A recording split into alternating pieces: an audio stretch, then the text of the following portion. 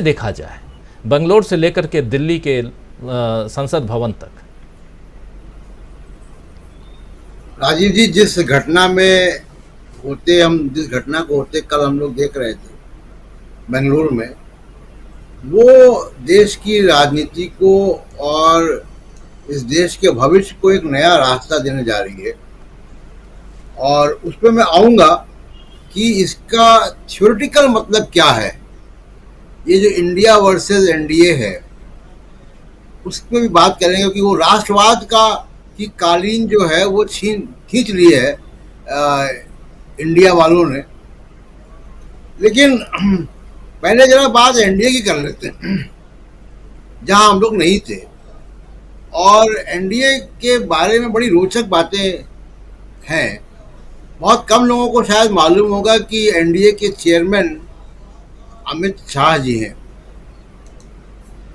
और लोकसभा में उसके नेता स्वयं मोदी जी हैं और राज्यसभा में पीयूष गोयल जी हैं।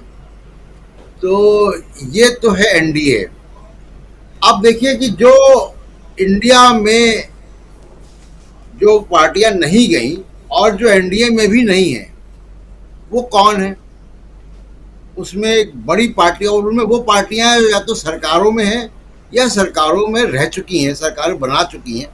बहुजन समाज पार्टी, मायावती ने आज एक वीडियो जारी किया, प्रेस कॉन्फ्रेंस की है, उस पर भी आऊँगा। बहुजन समाज पार्टी, तेलंगाना की BRS, TDP, Akali Dal, YSR Congress और नई बनी गुलाम नबी आज़ाद की डेमोक्रेटिक आज़ाद पार्टी, ये पार्टियां एनडीए में क्यों नहीं हैं? ये पार्टियां एनडीए में इसलिए नहीं हैं क्योंकि इन पार्टियों को ये मालूम है, इंक्लूडिंग गुलाम नबी आज़ाद, कि अगर वो बीजेपी के साथ हाथ मिलाएंगे तो उनको नुकसान होगा।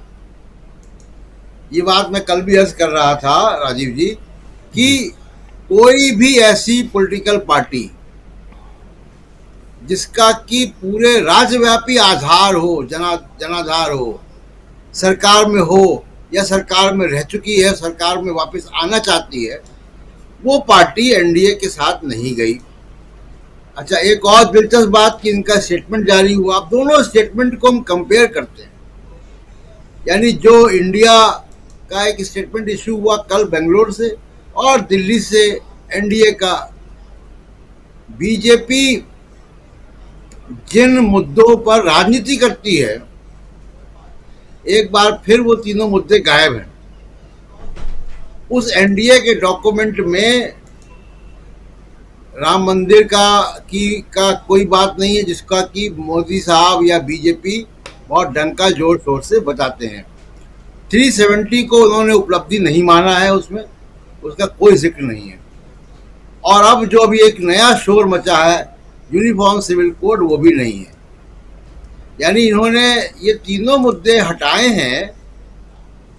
ये दावत दी है बाकी लोगों को कि आप आ सकते हैं यहाँ पे। देखिए, इस तरीके का आनन फानन में बैठक करना, इन मुद्दों को गायब करना, यहीं से बीजेपी ने या मोदी जी ने अपनी इस दौर की हार स्वीकार कर ली है। यानी अगर इस मैच को देखा जाए तो अभी हाफ टाइम है और हाफ टाइम में इंडिया 1 गोल से आगे और एनडीए 1 गोल से पीछे है। अब आप देखिए कि जिन राज्यों को आप देखिए, महाराष्ट्र की आप चर्चा कर रहे थे जहां अगली बैठक होनी है, वहां पे पश्चिम बंगाल में, उत्तर प्रदेश में अगर आप वोट शेयर की गिनती करिएगा तो उन वोट शेयर में ये जितना इंडिया का गठबंधन है वो 10 या 15% से आगे है एनडीए से। आप गणना करके देख लीजिए, महाराष्ट्र की, चाहे वेस्ट बंगाल की, चाहे कर्नाटक की, चाहे किसी भी राज्य की।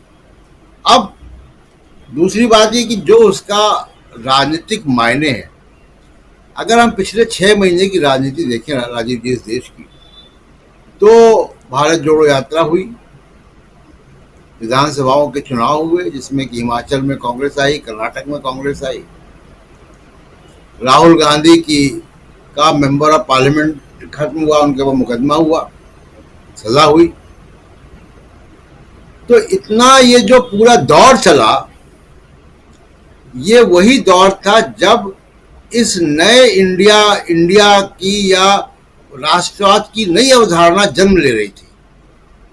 जी तो जो राष्ट्रवाद की दो अवधारणाएं हैं, एक एनडीए की अवधारणा जिस पे 9 साल से वो काम कर रहे थे, जो हिंसा पे आधारित है, जो नफरत पे आधारित है, जिसमें विकास का कोई अवधारणा नहीं है। हिंदुत्व में विकास की कोई अवधारणा, इंडस्ट्रियलाइजेशन कैसे होगा, रोजगार कैसे होंगे, इसका कोई अवधारणा नहीं है। और वही एनडीए के जो स्टेटमेंट जारी हुआ उसमें भी दिखाई दे रहा है। पिछले अचीवमेंट की तो बात है, लेकिन आगे वो क्या करेंगे उसके बारे में कोई भी अवधारणा नहीं है। अब जो इंडिया का जो दस्तावेज सामने आता है, उसमें आप देखिए अल्पसंख्यकों की बात है, उसमें बात जो है वो जातिवार जनगणना की है, इंक्लूसिव डेवलपमेंट की यानी समावेशी विकास की बात है। तो ये दोनों में मौलिक फर्क है कि अब दो तरीके के राष्ट्रवाद इस देश में है।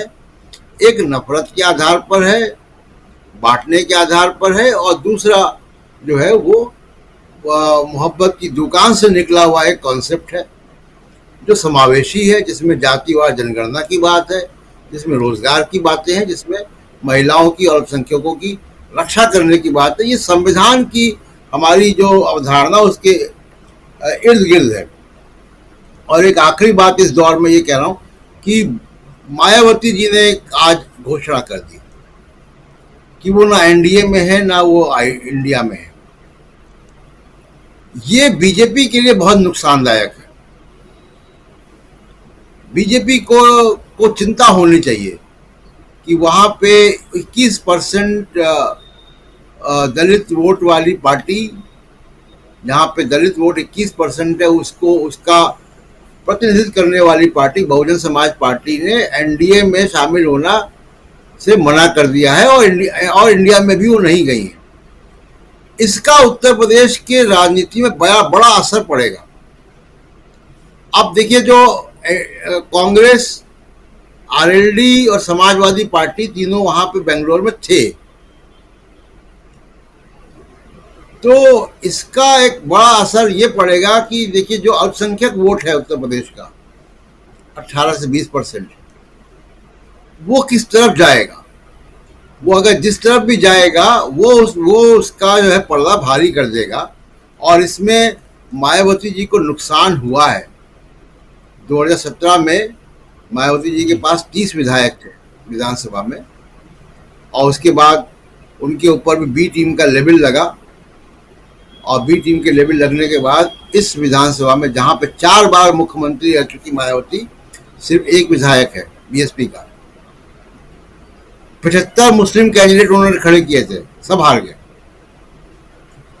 तो ये कुछ इंडिकेशंस हैं जो कि आगे के चुनावी रणनीति में, चुनावी मैथमेटिक्स में क्या असर होगा एनडीए और इंडिया का। राजीव जी। जी, एनडीए बनाम इंडिया,